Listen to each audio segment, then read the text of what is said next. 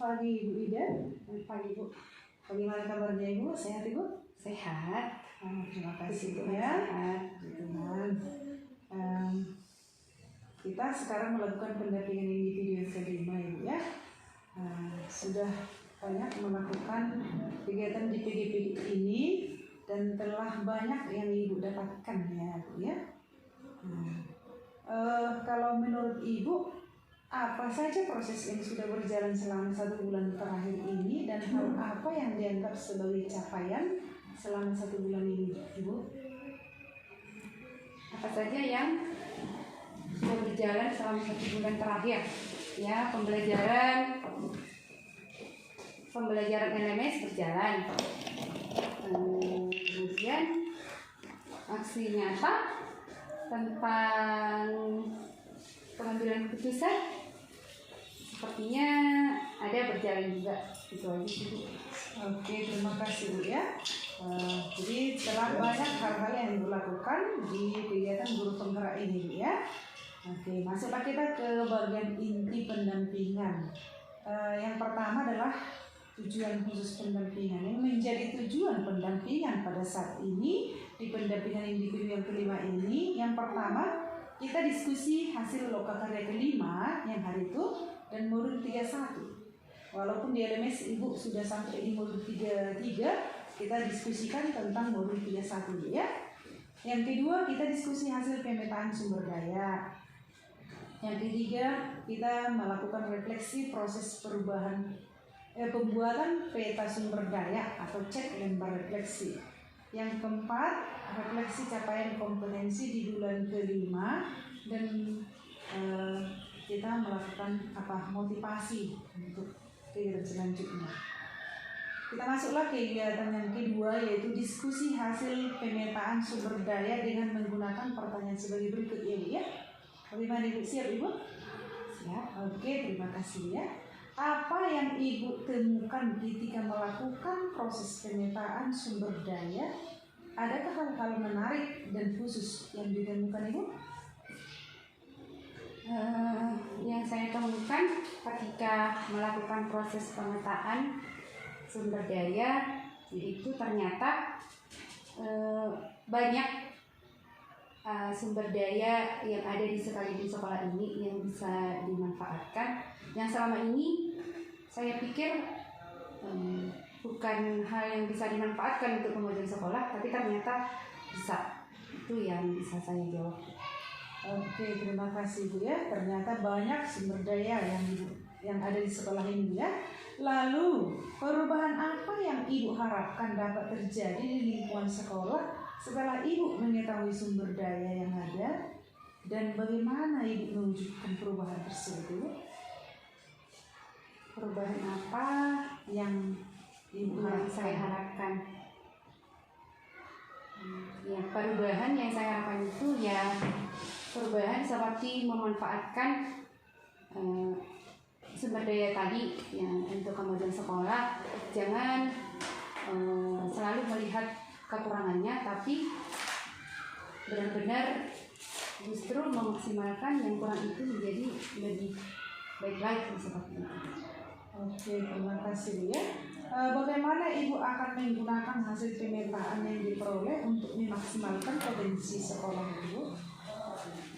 Bagaimana Ibu akan menggunakan hasil pemetaan yang diperoleh memaksimalkan potensi sekolah?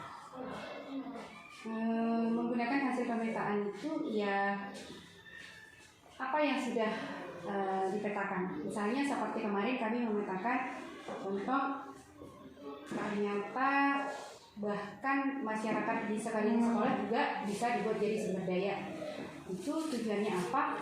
Ya mereka boleh dimanfaatkan sebagai penjaga sekolah, dalam arti bukan penjaga sekolah yang digaji, tapi bekerja sama dengan mereka untuk memperhatikan ketika jam pelajaran apakah ada siswa yang cabut, seperti itu. Jadi menjalin kerjasama itu salah satunya yang bisa dimanfaatkan. Oke, terima kasih ya. Kita masuk sekarang ke refleksi proses pembuatan peta sumber daya dengan menggunakan pertanyaan sebagai berikut ya. Bagaimana proses Ibu dalam menemukan atau mengidentifikasi sumber daya yang ada di sekolah Ibu? dalam menemukan atau mengidentifikasi sumber daya yang ada di sekolah? Kalau ditanya bagaimana prosesnya, saya kurang paham menjelaskan proses ya. Tapi yang jelas ketika belajar saya lihat apa itu yang dikatakan sumber daya. Lalu ya prosesnya saya berpikir, oh ternyata ini bisa gitu. Kemudian melihat potensi-potensi apa yang bisa digunakan dari apa yang saya lihat. Contoh, kantor camat dekat dari sekolah, apa yang bisa digunakan? Itu aja sih. Jadi pertama sekali pasti kita sudah mengetahui dulu apa jenis-jenisnya sumber daya itu, Ibu ya. Setelah kita ketahui apa jenis sumber daya itu, berdasarkan itulah kita kelompokkanlah sumber daya tersebut. Jadi langkah-langkahnya kita kenal dulu, baru kita kelompokkan ya. Apa saja kendala atau tantangan yang Ibu hadapi saat melakukan identifikasi sumber daya sekolah dan bagaimana Ibu mengatasinya? Apa saja kendala dan tantangan yang Ibu hadapi saat melakukan identifikasi sumber daya sekolah? Adakah tantangan atau kendala Ibu sewaktu melakukan identifikasinya? Kalau dibilang tantangan sih, kalau hanya sekedar mengidentifikasi, bukan tantangan atau kendala mengidentifikasi, hanya saja mungkin kendalanya pemanfaatannya itu mungkin yang ada kendala. Tapi kalau hanya mengidentifikasi, sepertinya bukan suatu kendala ya Bu. Ya kita hanya berpikir gini, oh masyarakat sekeliling sekolah contoh bisa digunakan. Kita kan masih dalam proses mengidentifikasi itu, saya pikir tidak memiliki kendala kecuali nanti mungkin pemanfaatannya.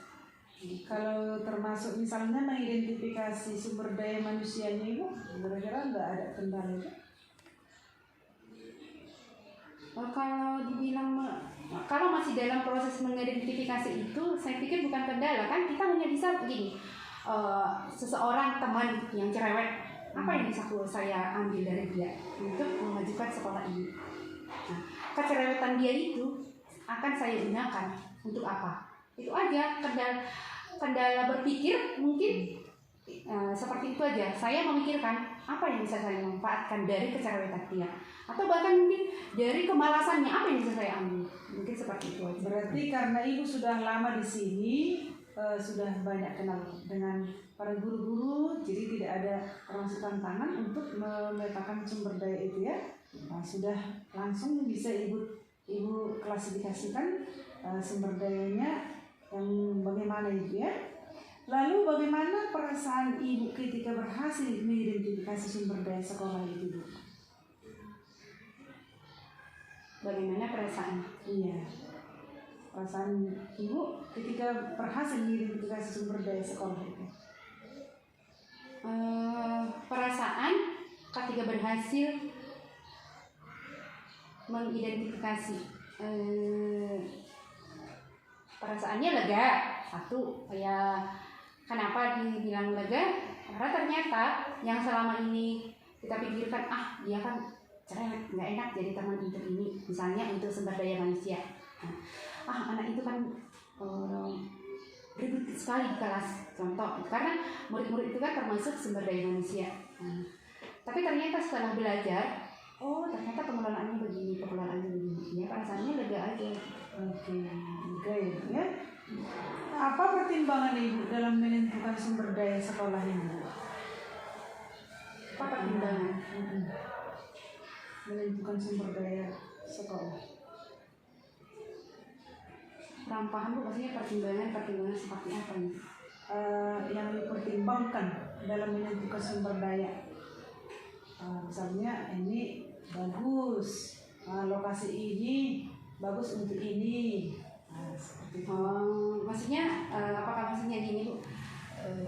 Mempertimbangkan manfaatnya gitu kan? Iya.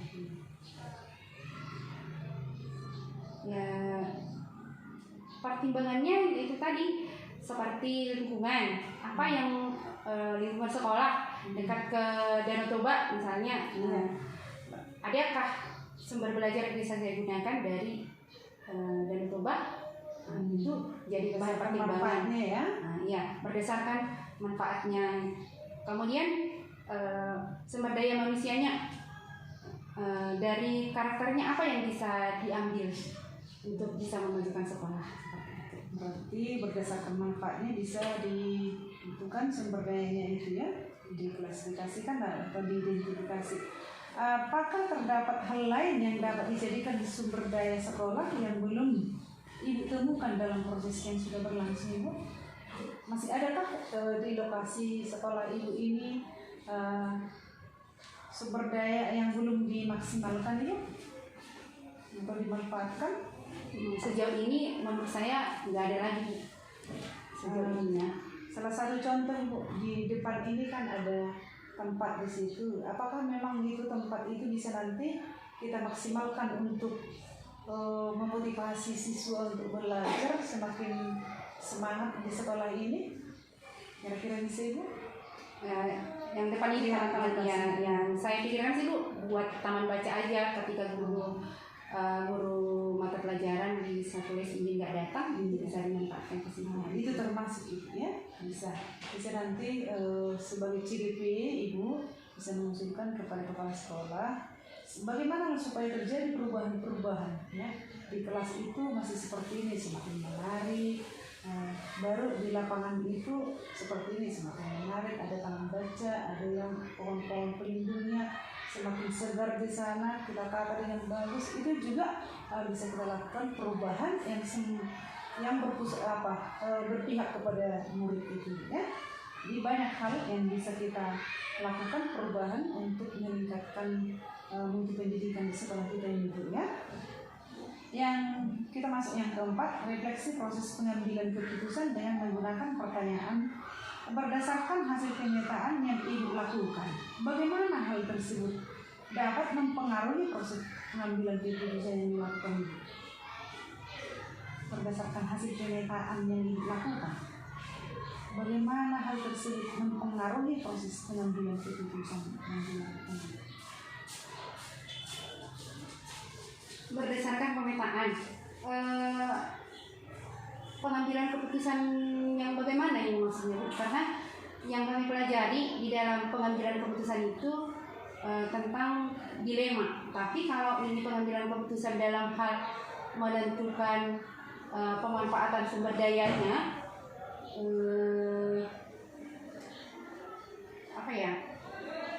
bilang mempengaruhi. Adanya hubungannya Ibu pengambilan keputusan dengan sumber daya itu?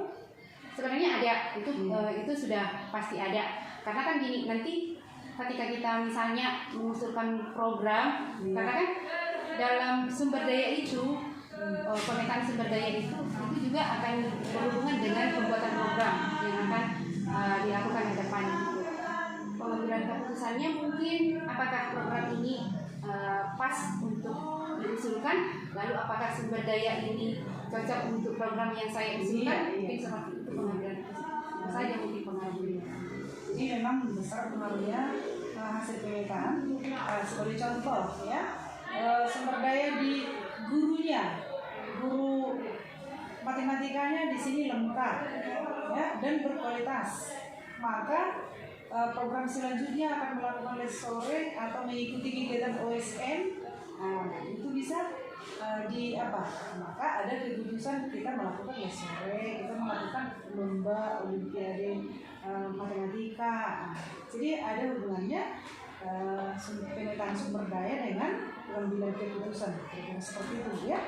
Jadi selanjutnya nanti kalau kita sudah mapan ya di di guru penggerak ini, maka kita sudah bisa diterima sebagai kepala sekolah dari segi kemampuan ya. Apa hal yang menurut Ibu masih perlu dikembangkan atau perlu dievaluasi Bu?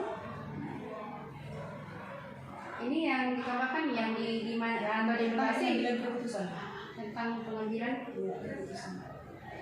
Pengambilan keputusan.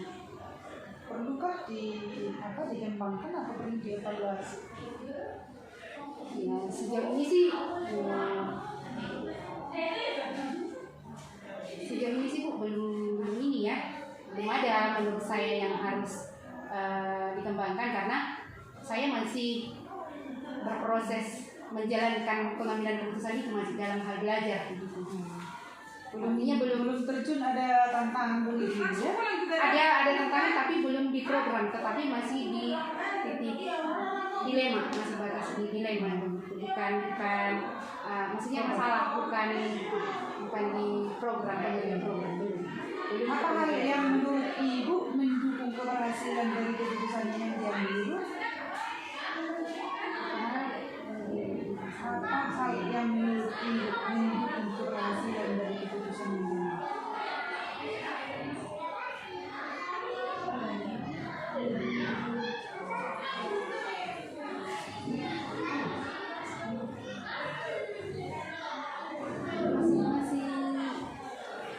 Ini pertanyaan saya masih belum paham maksudnya. Apa hal yang menurut Bapak Ibu mendukung keberhasilan? Hal-hal seperti apa maksudnya? Maksudnya yang mendukung keberhasilan dari keputusan yang diambil. Keputusan yang mana? Misalnya hal apalah yang mendukung keputusan? Apa hal yang menurut Ibu mendukung keberhasilan? Ini sejalan dengan pengajuan program kamu atau masalah tentang dilema? Ini sehubungan dengan yang ini sumber daya dan kalau dibilang tentang sumber daya, berarti kan harusnya sejalan dengan pengajuan program. Nah, yang mendukung keberhasilan dari keputusan yang diambil itu, saya pikir ya sumber daya manusianya, sumber daya lingkungannya juga, orang-orang yang ada di dalam program itu, yang terlibat dalam program itu. Ada yang apa yang ada di sana itulah yang dimanfaatkan ya. Adakah pengalaman yang terjadi baik dalam waktu dekat ataupun sebelum mengikuti pendidikan guru penggerak yang mencerminkan dilema etika baik itu terkait murid maupun terkait sejauh Ibu? Adakah pengalaman baik dalam dekat yang mencerminkan dilema etika baik itu terkait murid? Oh, ada yang terjadi. Kalau dalam dilema etika itu ada dari rekan sejawat itu ada.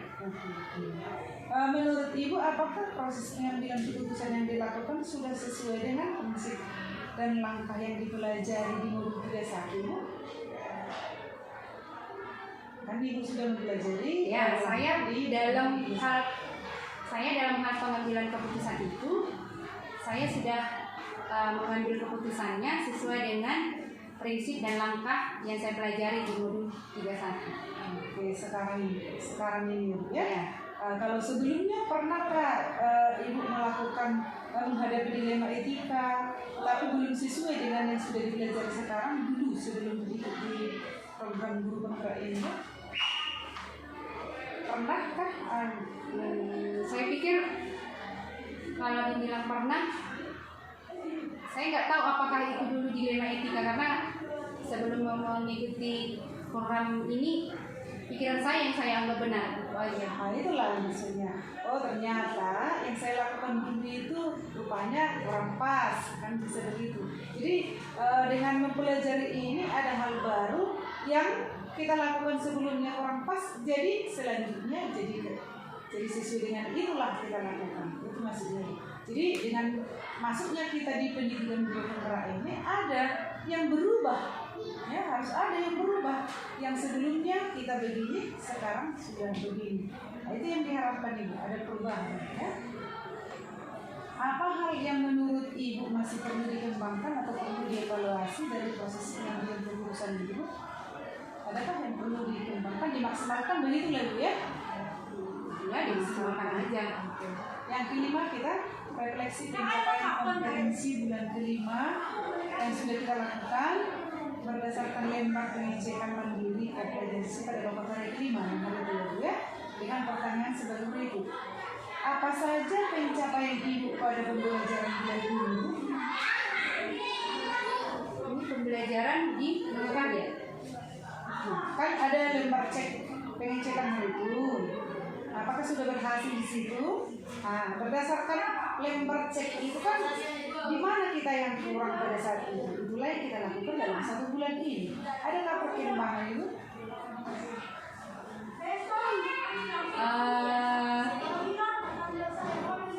Kalau perkembangannya itu pasti ada, tapi yang mungkin nggak maksimal atau perkembangannya mungkin masih sedikit. Apakah terdapat tantangan dan kesulitan selama proses pembelajaran dan bagaimana Ibu menanggapi tantangan dan kesulitan tersebut? Tantangan kesulitan proses pembelajaran.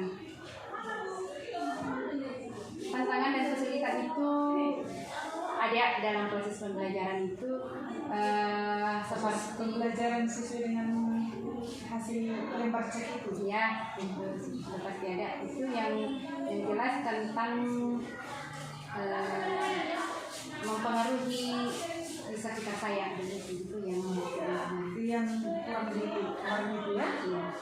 Bagaimana Ibu akan menggunakan pencapaian tersebut untuk proses pembelajaran selanjutnya, Bu?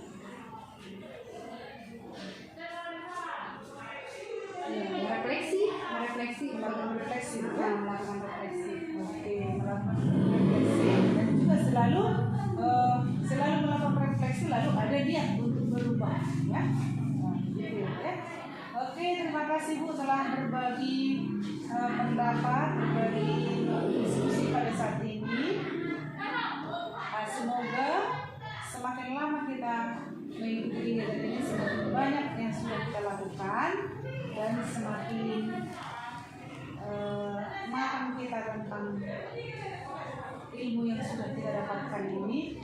Jangan stop di sini saja, Bu, ya. Jadi